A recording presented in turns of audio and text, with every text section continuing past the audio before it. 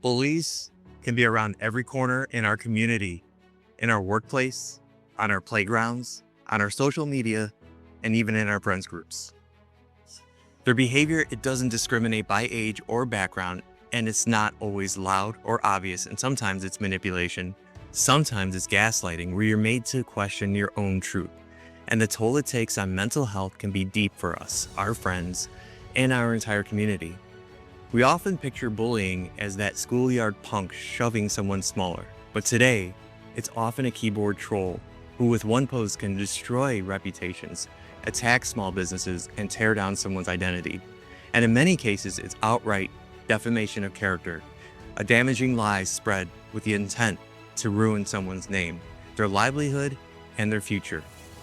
Bullying comes in many forms, and during Pride Month, it's especially important to recognize the harm it causes our LGBTQ neighbors. What should be a time of love, joy, visibility, can often feel like walking through a minefield of judgment and rejection. Even in the moments of celebration, subtle bullying can show up in whispers, in cold shoulders, and in messages that tell people they just don't belong. Pride feels safe for a weekend, but outside of that, the bullying still happens online, at work, and sometimes even with families.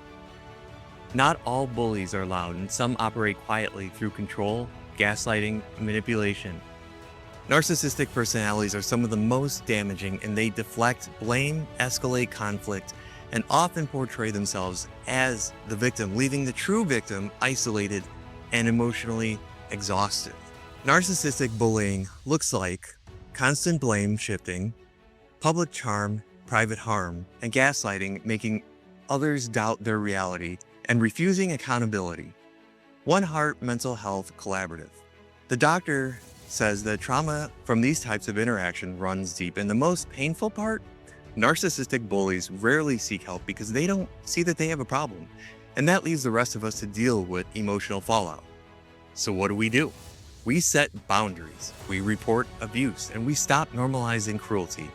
We create spaces that are safe for people to feel safe and not just tolerated.